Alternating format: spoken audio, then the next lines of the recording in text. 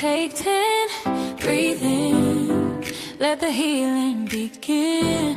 Open your mind and find the strength from within. Welcome to the Therapist Felisha podcast.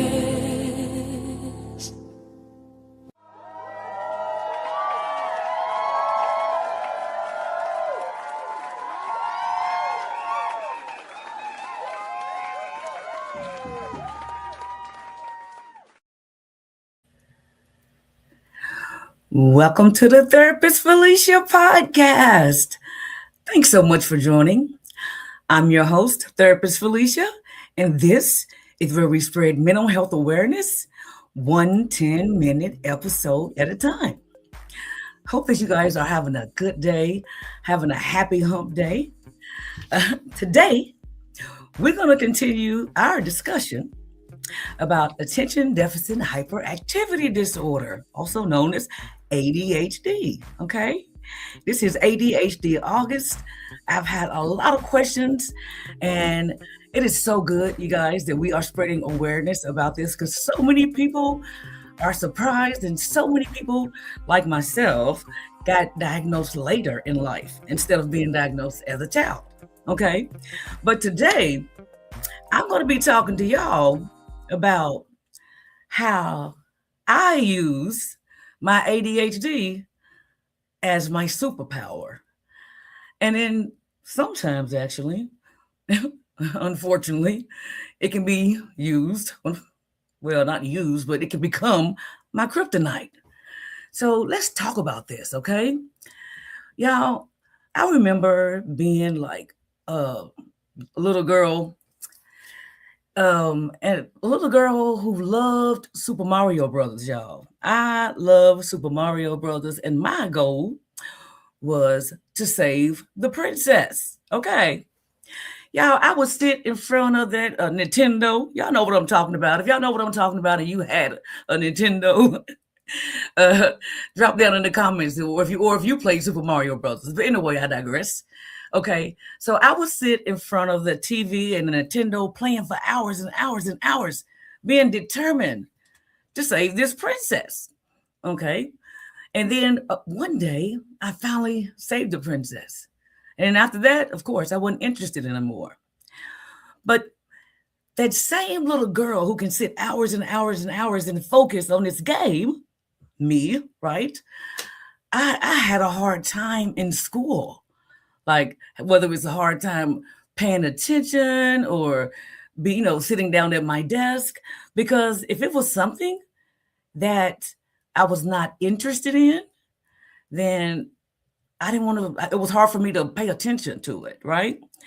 Many people think ADHD is all about not being able to pay attention or having that hyperactivity. But it's also a time where many of us, we hyperfocus, okay? And that explains why a person or a child can play all day long doing something that they love to do, but when you tell them to clean up that room, it seems like it takes 5 hours, okay? So that, and I remember being asked that as a kid, my teachers, and I remember, them asking, why can't you just, why can't you just sit down and focus and pay attention? And I just didn't like the history that we were talking about in my class. So, so I wasn't very interested in it.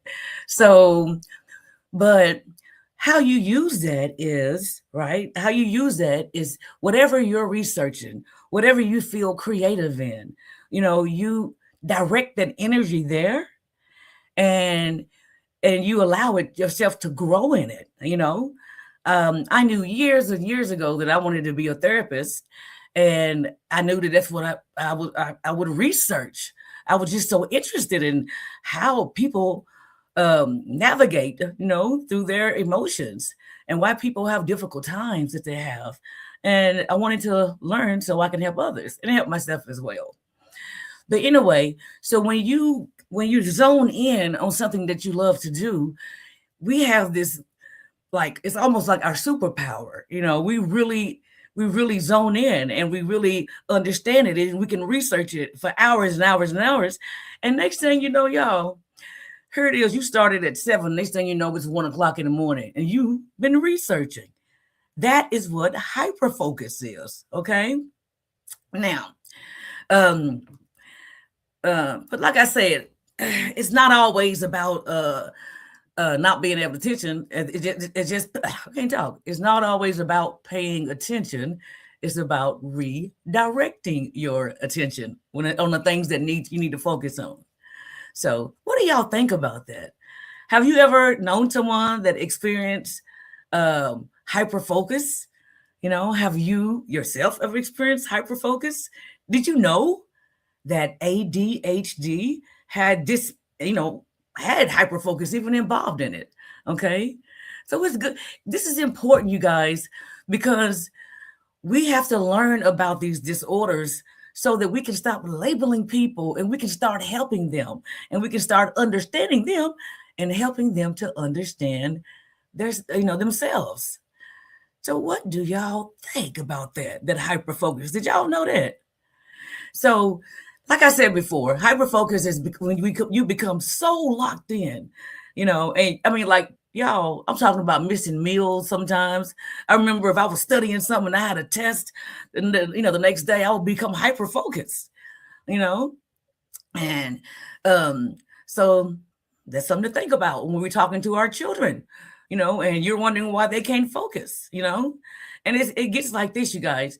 You might start cleaning one drawer, and then 3 hours later, the entire room is torn apart because your brain decided, oh, we're going to do this today. So you might get interested, right? And you might just start and you don't stop until it gets done, right? So that can be a superpower, for ADHD. Or you might get interested in a new hobby and suddenly you have watched 37 videos about all the supplies, research every expert in every expert field, and you convince yourself that this is your new thing. Sounds familiar, right?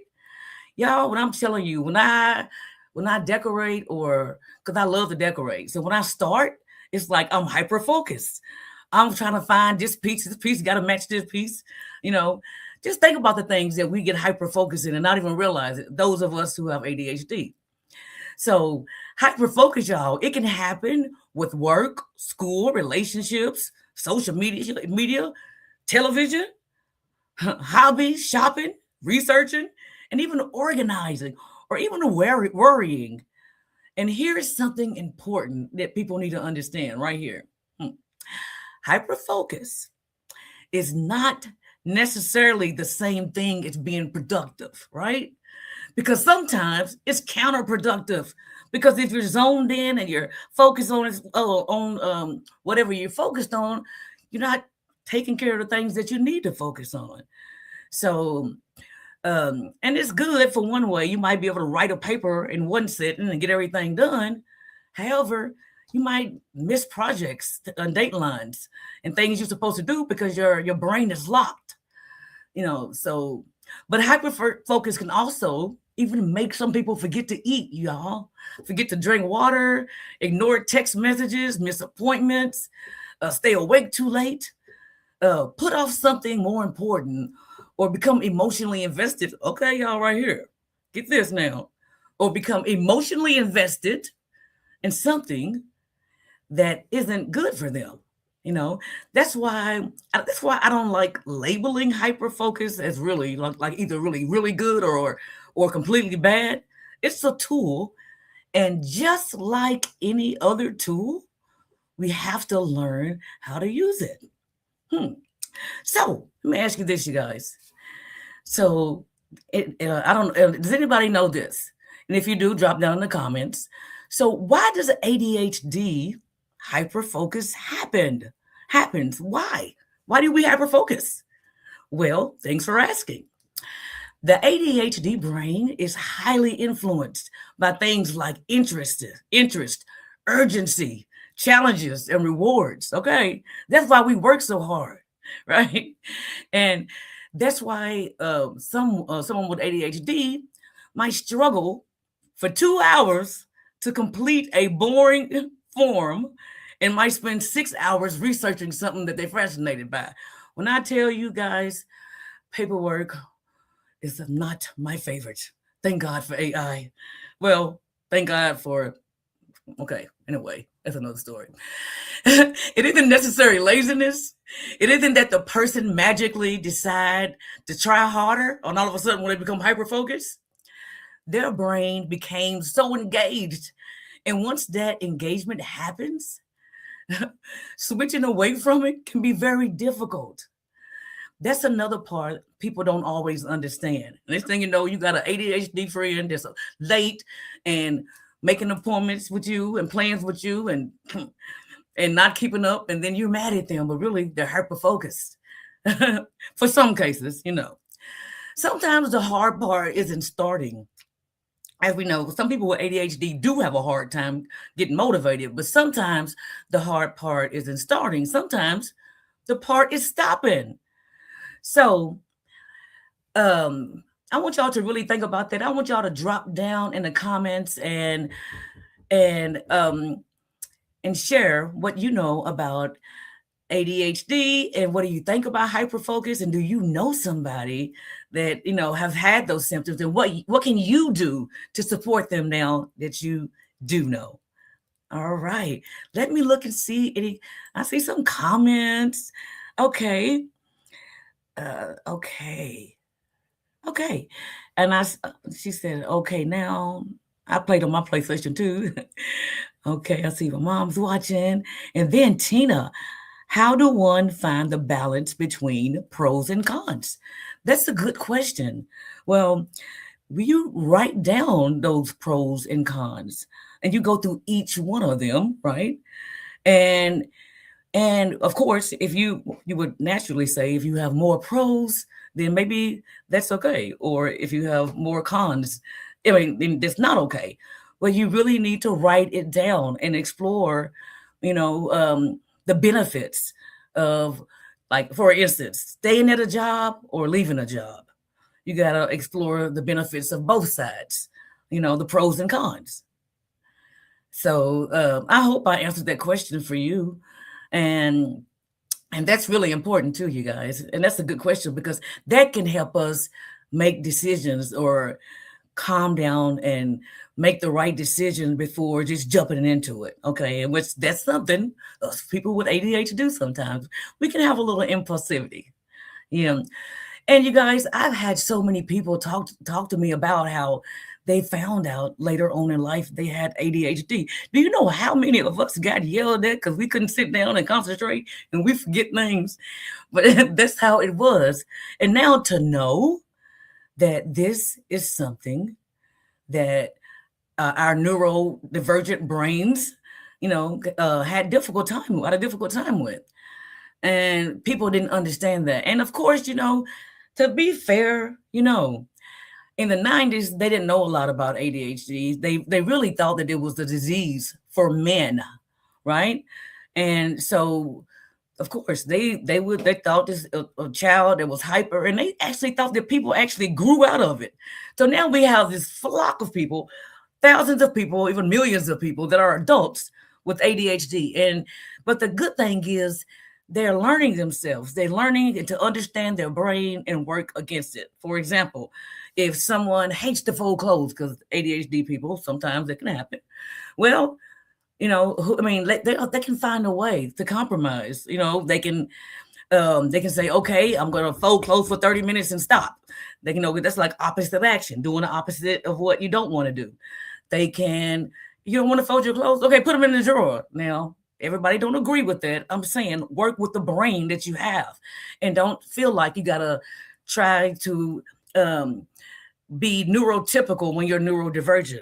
Okay. And it is difficult being in a neurotypical world when people don't understand. And that is why we take in 10 so we can understand, right? So, all right, you guys. So I am going to let y'all go for now because I'll be like taking 15. I know I do. So I'm going to let you guys go for now. Thanks so much for joining. I think this week, I said this was ADHD August, but I'm ready to move on to something else, y'all, because we got a lot of stuff to talk about. It's so much that people don't know about mental health. So that's why I'm so glad that you guys are here joining, taking 10, maybe 15, and with me, and being able to share, okay? So we can spread awareness. So thank you. I'll let you go for now. Take 10. Thanks for taking 10 with me.